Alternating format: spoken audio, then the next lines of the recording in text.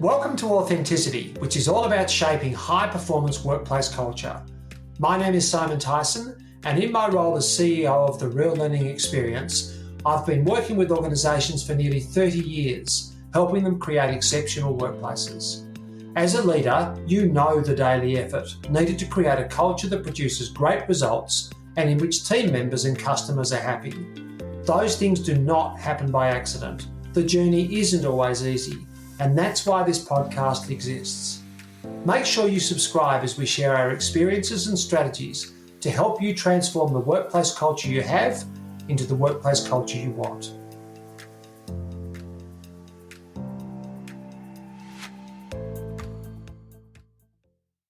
Hi listeners, and welcome back to Authenticity, Transforming Workplace Cultures. Today we have one of our bonus format episodes which we call Front Page Leadership. This format addresses topical subjects within the media that have a strong underlying leadership message within. We take the headlines and the stories and we discuss and extract the leadership lessons to be learnt for our listeners. Before we move on to today's topic, I would like to welcome my co-host Simon Tyson. Thank you, Kira Lee, and excited to talk today. And look, exactly as you say, we have a lot of listeners in Australia, but we also have a lot overseas who may not necessarily be current with some of the news. And I want to reassure all of our listeners, whether you care about the subject of the story we're going to discuss or not, for us, we're moved past that. What we're interested in is what happened from a leadership perspective and what can the leaders listening to this podcast learn from it and be a better leader themselves. Absolutely. So I guess to start off with, we'll start with the facts of the topic of today's episode. Yeah, a bit of background, bit of context, yeah. Yeah, I just to name it up here, we recorded this episode a couple of days ago and we had to re-record it because I was too intense. And the last person who was too intense in their job ended up losing that job, which is actually the subject of today's podcast episode. So I'll let Kira Lee tell you more about that background. So today's topic is, again, around cricket, and we don't want to sound like this is a format that we're going to be concentrating on cricket, but Cricket Australia has given us some leadership lessons over the summer, so we will take advantage of that where we can to take it and discuss the leadership topics that arise. So on Sunday, after a long-winded few weeks and even months, the media reported that the Australian cricket coach, Justin Langer, had resigned from his position. Cricket Australia had offered him an extension to his contract, which I think deep down they knew he was never going to take, and as a result, he resigned. But the facts around that, I guess, are that Cricket Australia, the staff and some players decided that they needed a change of leadership and some different leadership styles. JL, I guess, has had some great success. JL being the coach, Justin Langer, yes, for those. The coach, Justin Langer, has had great success over his tenure as coach, and it kind of came to a head from there. We're not going to concentrate too much on what happened and how it happened. What we're going to do is take some of the leadership failures and leadership lessons that we have been able to identify and chat more about that. So, Simon, do you want to come in on that aspect? Yeah, absolutely. And look, I actually don't have a particularly strong opinion on whether he should have kept his job or lost his job. I think we don't know enough about cricket. We don't know enough about the team. We're not close enough to the situation to know that. And there are other people, the Grandstand Cricket podcast, who've discussed that from a much more educated perspective than we can. What I'm really concerned about is some of the leadership behaviour that we've seen, and I've got really strong opinions on that. And in particular, I want to talk about three things today. One is what I've called omelettes and broken eggs, and it's really about getting outcomes and still being expected not to upset people. The second is the unenviable position of being a middle manager, being anyone but the most senior manager. And the third is the need for courage and integrity in leadership. So maybe I'll kick off with the first one, which, it was the one I talked about, omelettes and broken eggs. Again, a little bit of context, and I don't want to talk about the cricket aspect of this so much as the context. 4 years ago, the Australian team cheated. They cheated quite blatantly. They cheated in disgraceful circumstances. They were an embarrassment to themselves and to the country and to every cricket lover. They got caught, and there was significant turnover in senior staff. The captain was suspended, the coach quit, etc. And Justin Langer, the coach who has just resigned, was brought in to help fix that culture. Now, I want our listeners to imagine, forget the cricket. Imagine you as a leader were brought into an organisation where they said, look, the staff have been caught stealing, or they've been caught lying to customers, or they've been caught doing something else that basically involved being a cheat. As a manager coming into that situation, there's no chance that you can deal with that without having to tell some people some things they don't want to hear. That sort of behaviour doesn't occur by chance. It occurs because there's a culture that allows that sort of behaviour to occur. And, the outcomes, the values, the whole perspective gets blurred. And in that blur, it felt to the Australian cricket team or certain players within it that it was okay to cheat to win. In organisations, sometimes people feel it's okay to engage in unethical behaviour to get an outcome.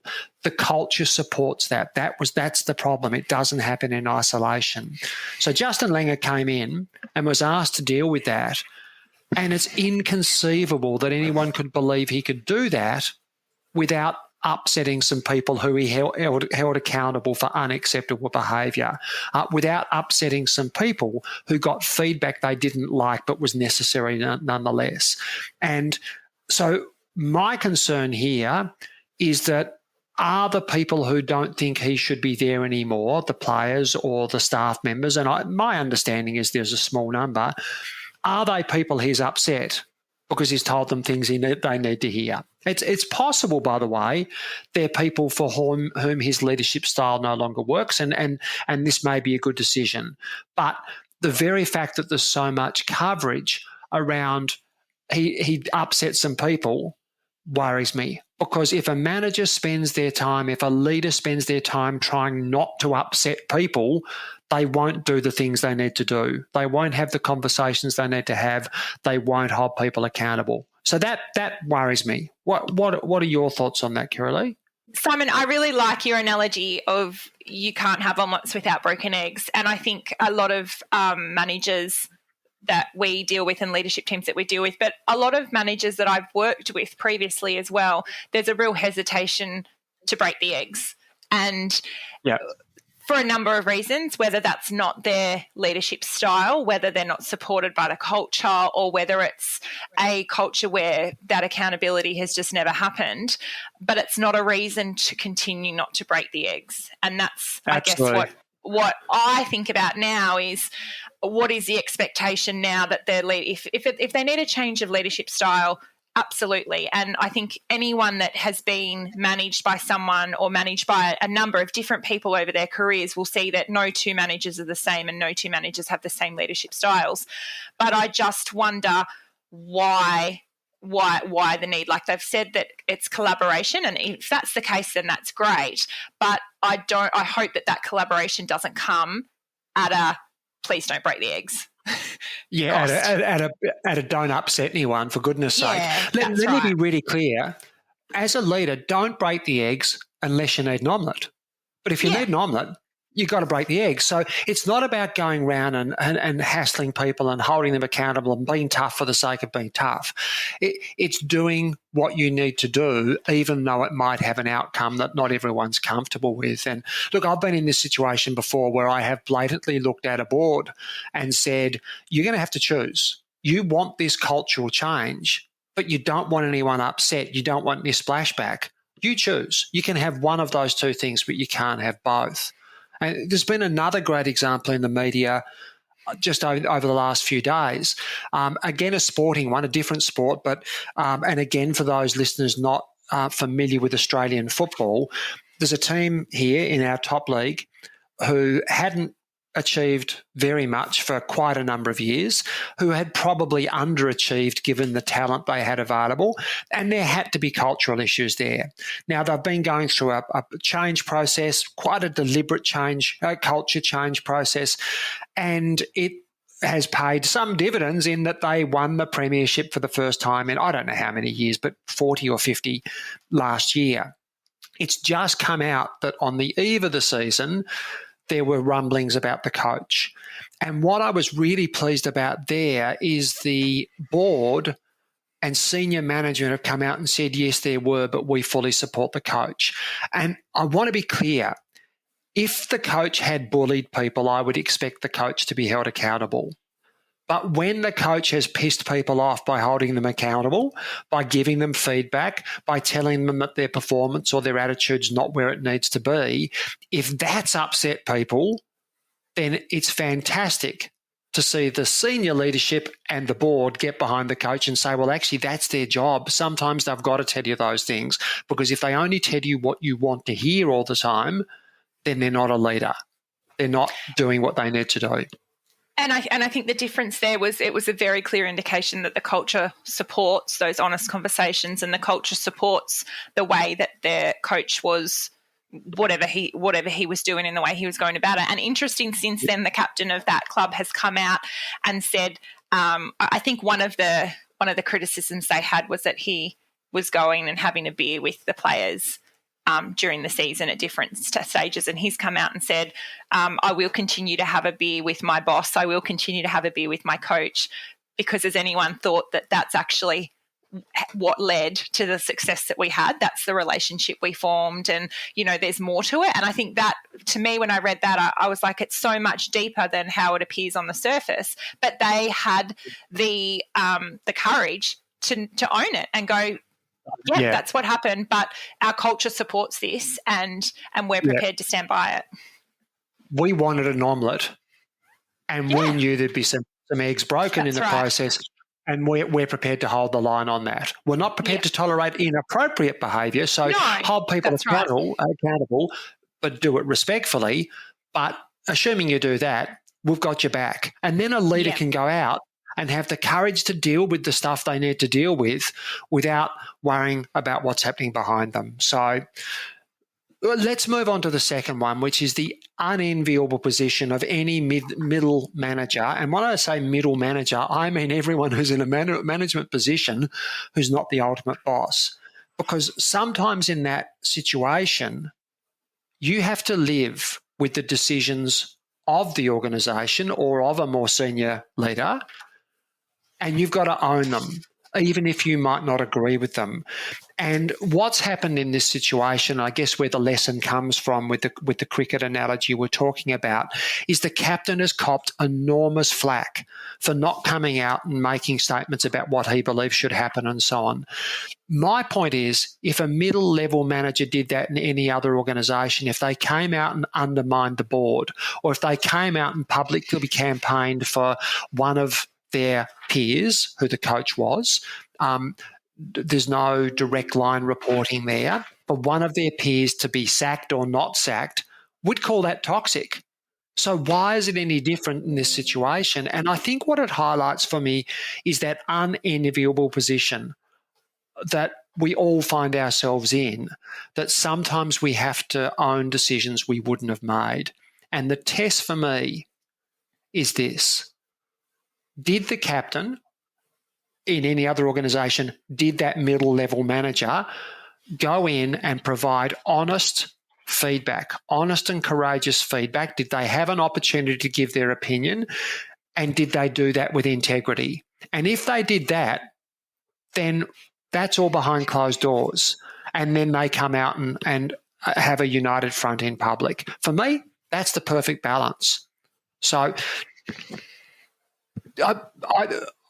Pat Cummins actually, I think, has handled himself with dignity and grace and courage, and I think he's a really young leader, And he should be commended for the way he's handled this, despite what the online trolls say, because let's face it, keyboard warriors with no accountability can say anything and behave incredibly badly, and that's what we've seen.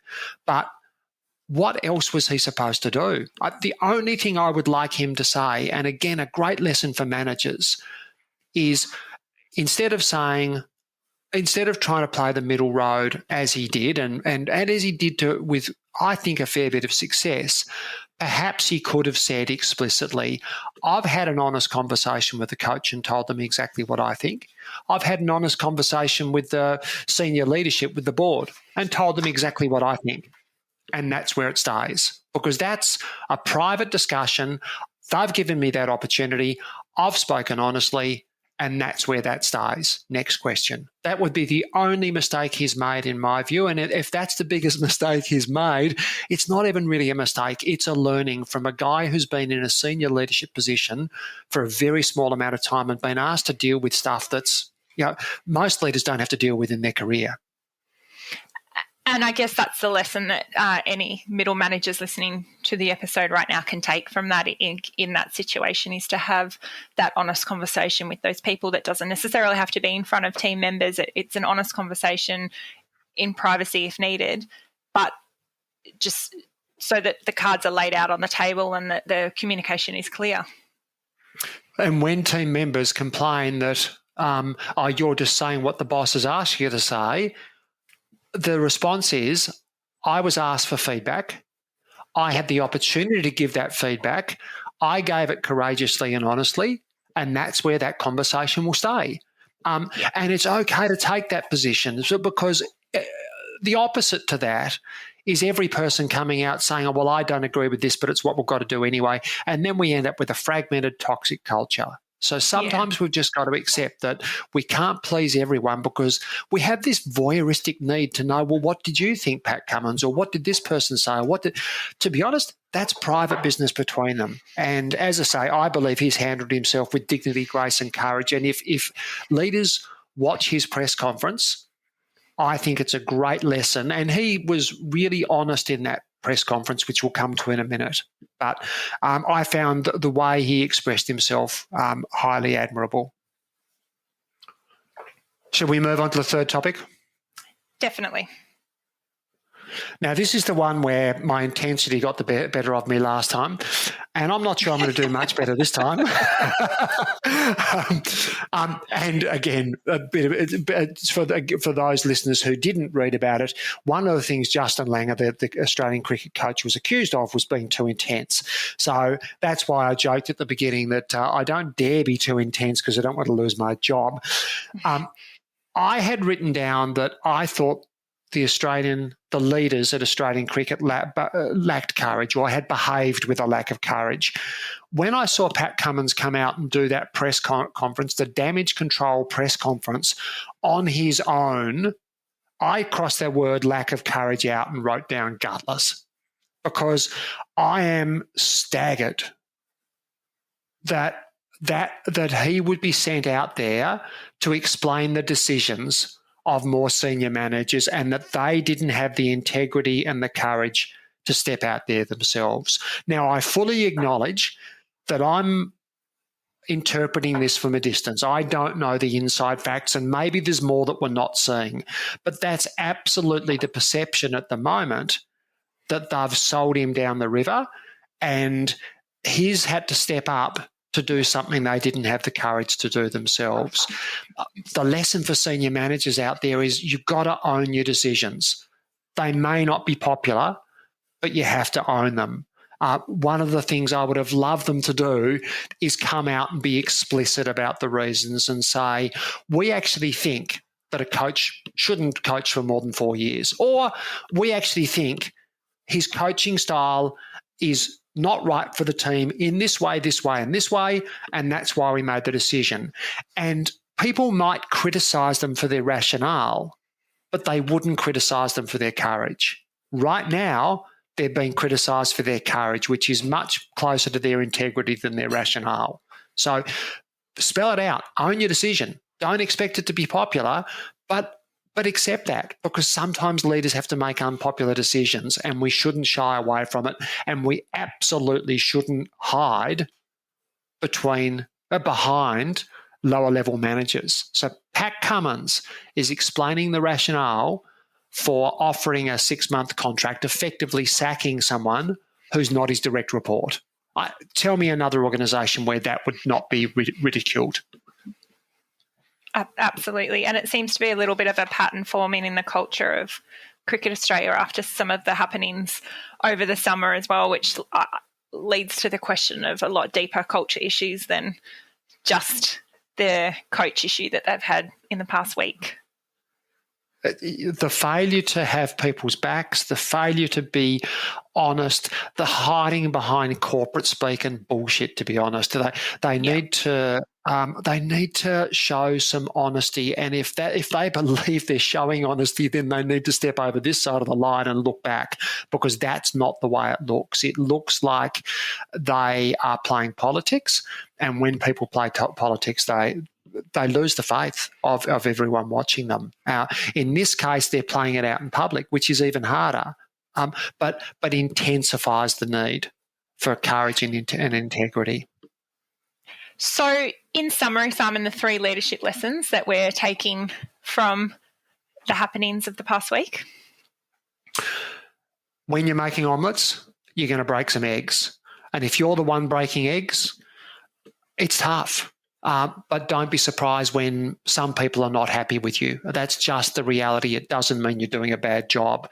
If you're the manager of someone who's breaking some eggs to make you the omelette you've asked for, have their back. Hold them accountable to doing it respectfully and not breaking eggs they don't need to break. But have their back when someone's upset about being given feedback, being held accountable for something they needed to get the feedback for or need to be accountable to. The second one is that if you are in that middle manager range, sometimes you are going to have to deal or convey decisions that you might disagree with. But to be honest, your team shouldn't know whether you agree or disagree. You've got to own the decision. That's part of belonging to an organisation. What your obligation is to insist that you have the opportunity to give your feedback and have a say and be heard, and have the courage to be honest about that. But also then have the integrity to say, okay, I've had my say, but now I'm going to go out and own the decision, whether it was the one I would have made or not. And the third is own your decisions. So particularly for senior leaders, have the courage to own your decisions and the reason you made them. Allow people to criticise you for your rationale rather than your integrity. They're the 3 big lessons for me. Yes, and if anyone wants to send me some feedback about my integrity, I'll do my best to take it on board. Just on that point, sorry, Kiralee, I interrupted you. No, I was just going to say I think it's a good decision to re-record because the intensity has decreased a lot, and there's Well, we recorded last time right after I'd watched Pat Cummins give that press conference, and I was staggered that it had happened. The other thing I wanted to say, lack of courage. Offering Justin Langer a 6-month contract renewal was basically forcing him to resign rather than having the integrity and the courage to look him in the eye and say, you're not the person for the job. And as I said, I don't have an opinion on that. I do. I've got a very mild opinion on that. Probably, I think he might not be the right guy for the job anymore. So, which sort of flies in the face of what I said before. That's my very mild opinion. Have the integrity to tell him that. Don't give him an offer that he'll react to by resigning and save you doing the dirty work. And again, it's that lack of courage. So, and any organisation needs change of leadership styles. You can't have just the same leadership style, and have the courage to own that and have the courage to have that conversation, and don't just try to push someone out and make lack of courage decisions so that they're the ones that have to make the decision to suit what you have in mind for the way you move forward. I think that's a massive lesson for anybody in a leadership role. And that change of leadership style can come about through human growth and development. So someone in that role who's got a certain style decides that, I need to change my style here to continue getting the best out of the group, and they change. Or they say, actually, what this needs is not really something I can or want to bring, and therefore there's a change of personnel. It doesn't always have to be a change of personnel. It could be the decision of a person to say, I need to change in order to still be relevant to this group. And that's the reality. That's the reality of workplaces. Absolutely. Well, thank you for today, Simon, and look forward to the next time we record. Thanks for listening to Authenticity, Shaping High-Performance Workplace Culture. If this episode has provided you with strategies, insights, or inspiration, head to your favourite podcasting app and make sure you subscribe to be notified of future episodes. To get a sense of how your current culture measures up, you can take our Authentimeter, a free online assessment. It will take you about 10 minutes and give you an indicator of exactly how authentic your culture is. You can find that at authenticity.com.au/podcast.